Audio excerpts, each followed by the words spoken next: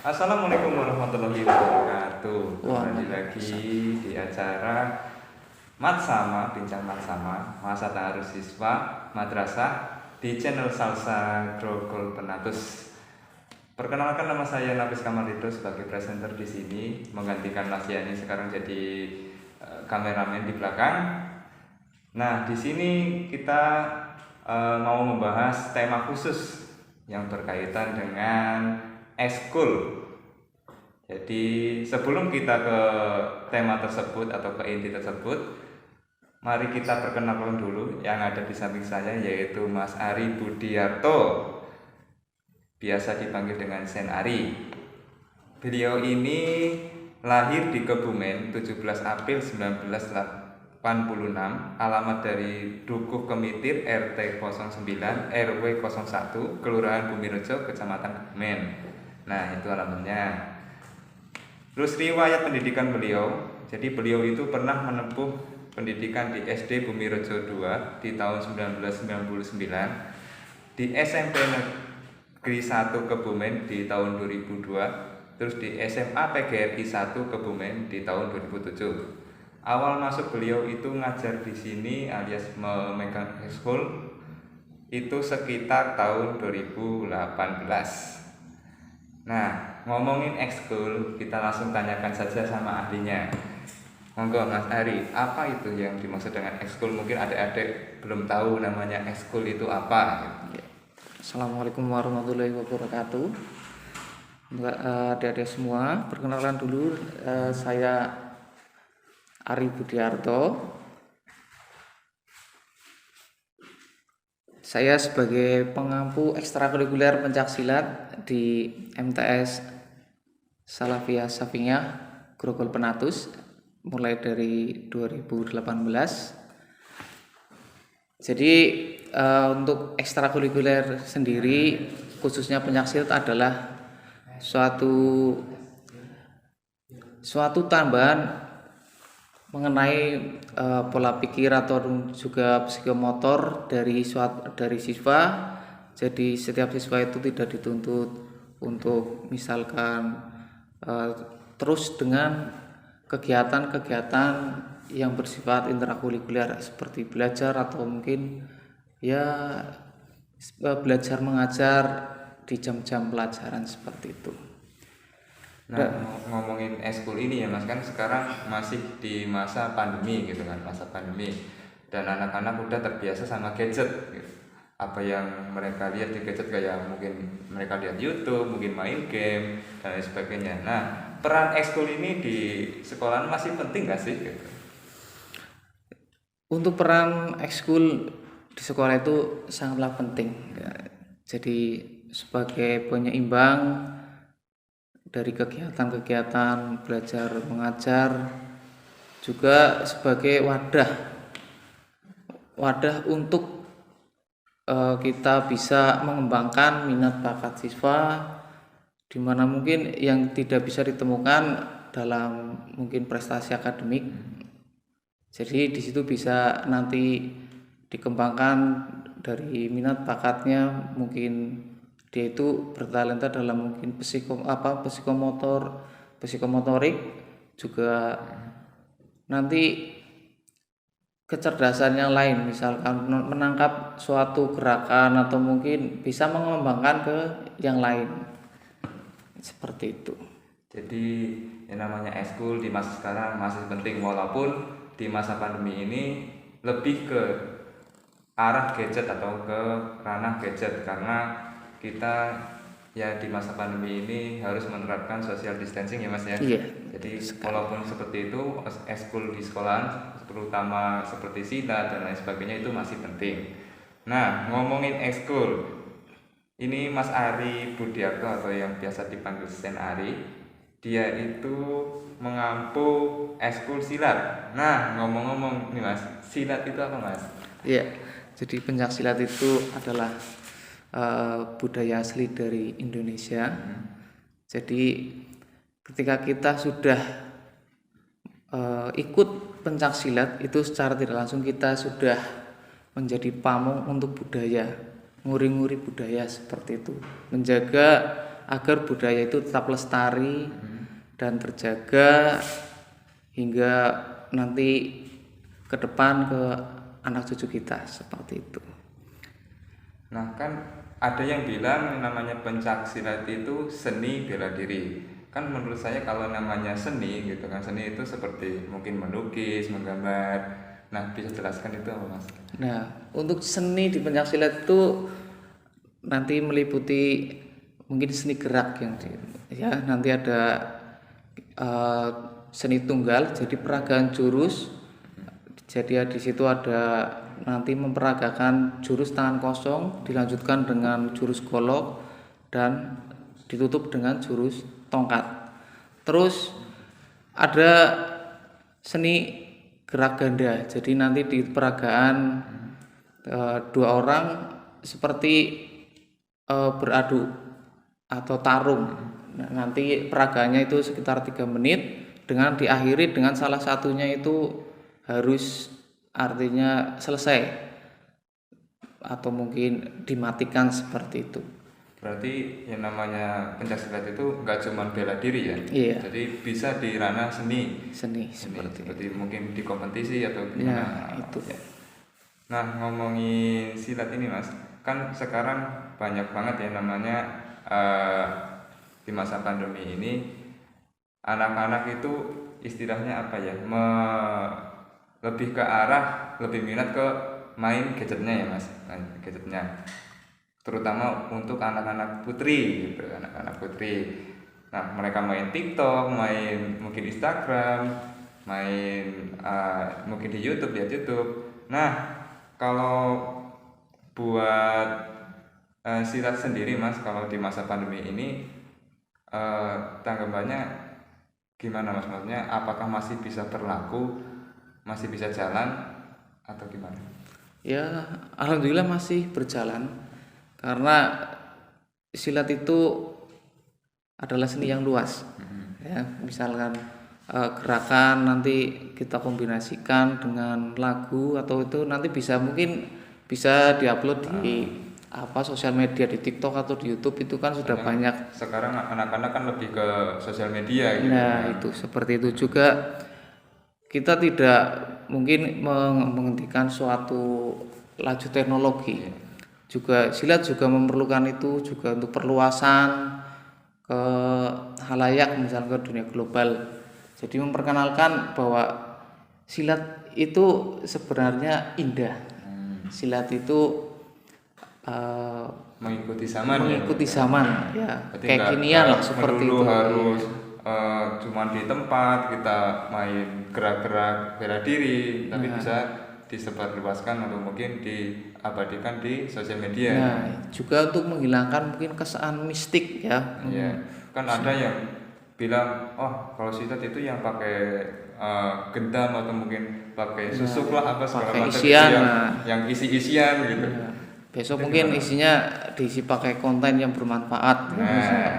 Misalkan mungkin teknik menangkis ketika menghadapi jambret atau apa. Nah, itu kan bisa di-share di sosial media, berarti kita sudah bisa bahwa silat itu bisa untuk kebaikan. Silat itu bisa untuk menangkal kejahatan seperti itu. Hal-hal yang positif yang kecil dulu seperti itu. Nah, ngomongin silat, gitu kan, ngomongin silat yang masih di benak saya itu yang namanya silat kan bela diri ya, Mas, bela diri. Namanya bela diri itu kan berarti seni pertahanan ya. Iya, Nah, betul. tapi kan kadang kalau kita nemuin kadang ada yang anak-anak, oh aku ikut silat biar buat gaya-gayaan gitu. Buat bikin ikut silat buat biar kelihatan sangar, biar kelihatan gagah. Sebenarnya fungsi silat itu yang sebenarnya gitu, Mas. Sebenarnya buat kita show off atau buat pamer ini loh aku ikut silat gagah gitu, atau mungkin lebih ke seni bertahan diri gitu.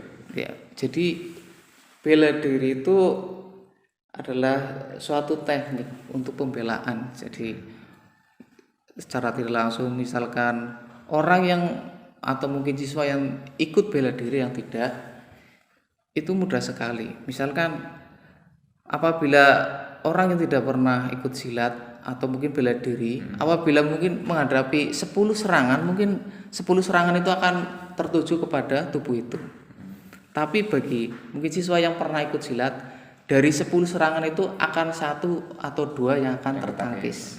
Karena nanti kan di bela diri itu akan diajarkan tangkisan dan juga jurus.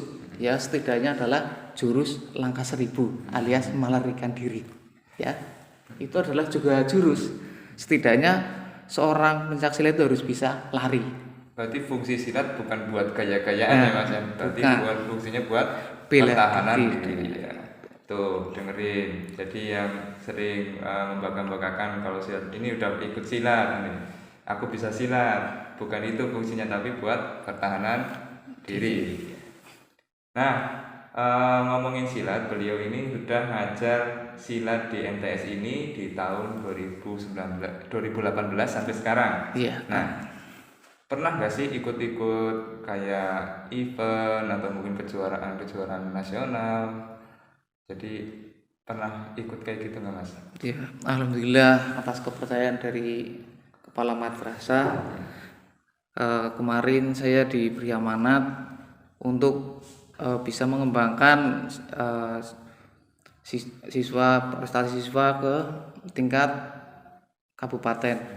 Jadi di tahun 2019 alhamdulillah siswa dari MTS Salafiyah Safinya itu berhasil mengikuti kejuaraan Pobra di tingkat kabupaten. Alhamdulillah mendapatkan juara 1 dan juara 3. Juara 1 itu putri untuk kelas B putri dan kelas H putra. Ya, itu. Jadi sering banget ya ikut event. Terus ada momen-momen tersendiri nggak Mas, kayak mungkin kan ikut event, pernah nggak sih ketemu kayak event yang mungkin bergengsi seperti mungkin kejuaraan nasional, terus merasa minder gitu anak-anaknya, pernah nggak Mas? Alhamdulillah untuk sampai saat ini ya, jadi karena suatu kejuaraan itu bertahap atau berjenjang, terutama dalam dunia pendidikan itu berjenjang. Jadi mulai dari seleksi rayon, terus kabupaten. Nah, untuk kabupaten alhamdulillah siswa dari MTS Salsa sini itu tidak grogi, artinya Kan mungkin mantap. pas lagi masuk ke kompetisi, waduh ini dari sekolah biasa gitu kan, murid-murid minder gitu kan, mungkin grogi atau gimana, enggak ya Mas? Alhamdulillah tidak. Ya, mereka itu cukup semangat ya, alhamdulillah nurut dengan senior, artinya apa yang disuruh, apa yang sudah dikerjakan dengan susah payah belajar ya, belajar artinya belajar mukul, belajar yang lain-lain, teknik dan lain-lain. Alhamdulillah itu berhasil mengalahkan rasa mungkin minder, nervous dan lain-lain, itu teratasi ketika bahwa ketika di gelanggang yang ada hanya satu, menang atau kalah, dan itu adalah pertarungan terakhir. Jadi ditanamkan dalam benak siswa itu bahwa itu adalah pertarungan terakhir kalian, tunjukkan yang terbaik gitu. Jadi ketika permainan itu dimulai atau pertarungan itu dimulai, mereka bisa menikmati bahwa inilah yang namanya pencaksilat, terjatuh atau mungkin Bisa ya terpukul dan lain-lain ya, pokoknya bisa dinikmati. Nah, kan yang namanya silat itu ada yang namanya tingkat-tingkatan Mas, bisa jelasin nggak tingkat-tingkatan, kayak mungkin kalau kita main game itu ada beginner atau pemula, terus pro, profesional gitu. Ya untuk adik-adik siswa di MTS Salsa Grogol Penatus, pada dasarnya untuk ekstrakurikuler pencaksilat itu tidak menuntut untuk ada kenaikan, artinya suatu proses kenaikan ujian. Karena itu walaupun siswa tersebut tidak mungkin memiliki seragam atau mungkin harus membeli seragam, asalkan punya motivasi dan semangat ya, akan dibina. Pokoknya ketika mengikuti kompetisi yang terbaiklah yang dipilih dari MTS Grogol Penatus, seperti itu. Ya, terus untuk ujian kenaikan tingkat sendiri yaitu hanya suatu pilihan sekunder atau pilihan yang kedua, tidak harus, ya, itu hanya memang untuk memotivasi. Mungkin bila kalian ingin merasakan, ingin melatih atau mungkin menularkan pengalaman kalian kepada junior atau mungkin adik kelasnya, itu ya memang harus tahap itu harus dilalui, seperti itu. Jadi ada tingkat-tingkatannya ya? Ada. Oh ya, sekarang kita udah membahas namanya ekskul silat ya, ekskul silat. Nah, pernah nggak sih Mas punya pengalaman unik atau punya pengalaman yang tak terlupakan ketika jenengan itu ngajar silat di sini?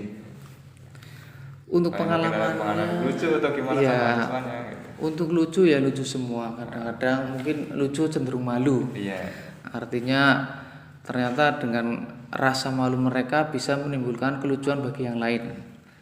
Ya, padahal setelah saya lihat, misalkan dia itu malu-malu mau menendang, ternyata ketika melakukan tendangannya bagus dan Nah, dia itu berbakat.